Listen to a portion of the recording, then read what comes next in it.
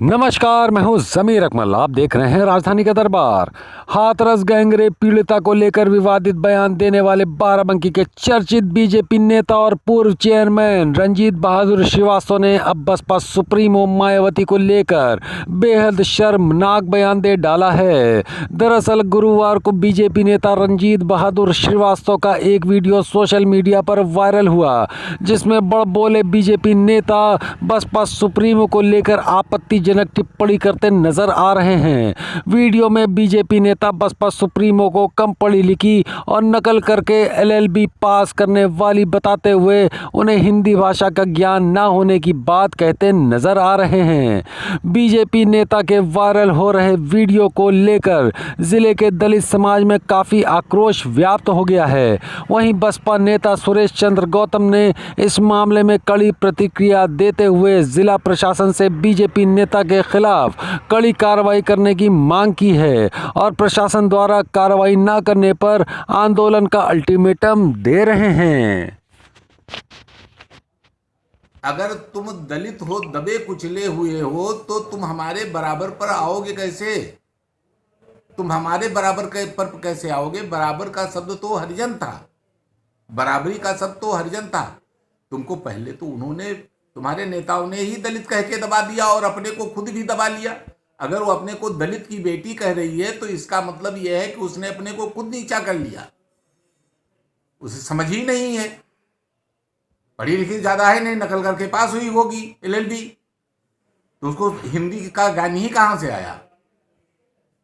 हिंदी का कौन सा ज्ञान है मायावती को जो सही शब्दों का अर्थ निकाल लेगी?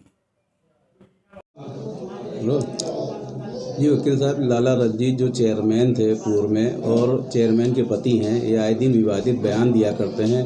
मायावती जी के बारे में भी बोला है, अब सब दलितों के बारे में बोल रहे हैं। इसके बारे में क्या कहना है आपको?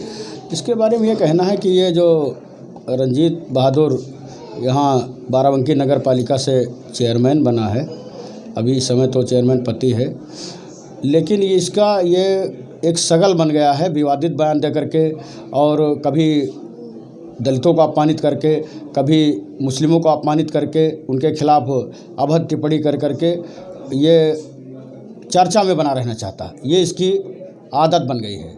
लेकिन ये इस बार इन्होंने जो किया है बहुत ही गलत जगह इन्होंने मतलब हाथ डाला है। शेरनी बहन कुमारी मायावती जी दुनिया की सबसे सशक्त 8 महिलाओं में उनकी गिनती की जाती है। देश का सबसे बड़ा राज्य उत्तर प्रदेश, उसकी 4 बार बहन कुमारी मायावती जी मुख्यमंत्री बनी हैं। जो उनकी लॉ एंड ऑर्डर जिस तरह से उन्होंने मेंटेन किया था वो ये सब जानता भी है। अगर बहन कुमारी मायावती जी आ गई तो निश्चित रूप से इसको जेल जाना भी पड़ेगा, क्योंकि ये बहुत बड़ा हिस्ट्री शीटर है।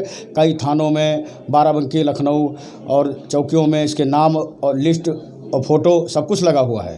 तो ये जो अपमानित करने का काम किया, इसने कहा कि जो है मंदिरों में हम जाने के लिए मतलब कहाँ मना करते हैं। मैं आपको बता दूं कि पीएल पूनिया जो देश की सबसे बड़ी डिग्री होती है आईएएस की डिग्री हासिल करने के बाद में प्रमुख सचिव जैसे महत्वपूर्ण पद पर रहने के बावजूद भी, और जिस समय वो राष्ट्रीय अध्यक्ष थे SC/ST आयोग के, उस समय साउथ में एक मंदिर में गए तो वहाँ का पुजारी, जब उसको पता था कि ये SC हैं, इसलिए वो ताला बंद करके भाग गया। आज भी मतलब दलितों को कहीं भी सम्मान भरी ज़िंदगी जीने का आज भी अवसर नहीं, आज भी जगह जगह अपमानित किया जाता है। उसके बावजूद ये जो बात कर रहे हैं कि हम सम्मान देते हैं, जनप्रतिनिधियों को बुलाते हैं। जनप्रतिनिधियों को तो जो उनके सभासद जीत के आते हैं वो उनको इसलिए बुलाते हैं, चाहे शेड्यूल कास्ट का बाबा साहब के दिए गए आरक्षण की वजह से वो जीत के जाते हों, चाहे मुस्लिम भाई बाहुल्य होने की वजह से मुस्लिम जीत के जाते हैं। उनको तो इनको मनाना और उनको मैनेज करना इनकी मजबूरी है, क्योंकि अगर मैनेज नहीं करेंगे तो ये घोटाले करते हैं। करोड़ों में इनके घोटाले हैं, जो मीडिया के माध्यम से मुझे भी जानकारी हुई। तमाम इन्होंने जो अनलीगल काम किए हैं नगर पालिका में, और मतलब हिस्ट्री शीटर होने के कारण पुलिस और प्रशासन से बचने के लिए जो बीजेपी का सहारा इन्होंने लिया कि सत्ता के साथ रहेंगे तो हमारी हिस्ट्री शीट दबी रहेगी, इसलिए ये जो हरकतें कर रहे हैं, ये इन्होंने इस बार माननीय बहन कुमारी मायावती जी को अपमानित करके बहुत ही गलत कदम उठाया है, और हम लोग इसमें चुप बैठने वाले नहीं हैं। मायावती जी के बारे में बताया कि नकल करके पास हुई हैं, और हाथरस में भी दलित महिला, ये महिलाओं को ही क्यों टारगेट बनाते हैं? ये इससे तो इसकी मानसिकता साफ झलकती है कि ये रंजीत बहादुर दलित विरोधी है, महिला विरोधी है और मुसलमानों का तो खुलेआम इसने भाषण दिया था, लेकिन उसके बाद भी प्रशासन ने इसके खिलाफ मुकदमा नहीं लिखा और ये कर देंगे वो कर देंगे।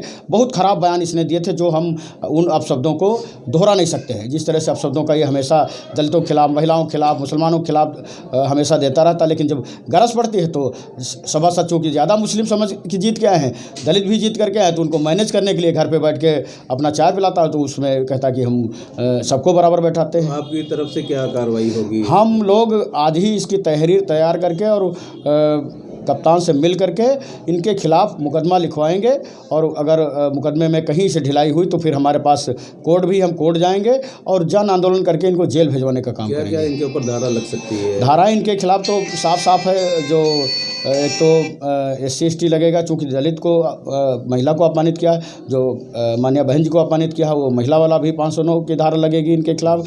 जो इन्होंने अपशब्दों का इस्तेमाल किया उसके लिए भी 304, 504, 506 लगेगी। तो ये सारी कार्रवाई इनके खिलाफ की जाएगी निश्चित रूप से। हमारे चैनल को सब्सक्राइब करें व बगल में बेल नोटिफिकेशन को ऑन करें, जिससे हमारी हर लेटेस्ट न्यूज़ आप तक पहुंच सके सबसे पहले।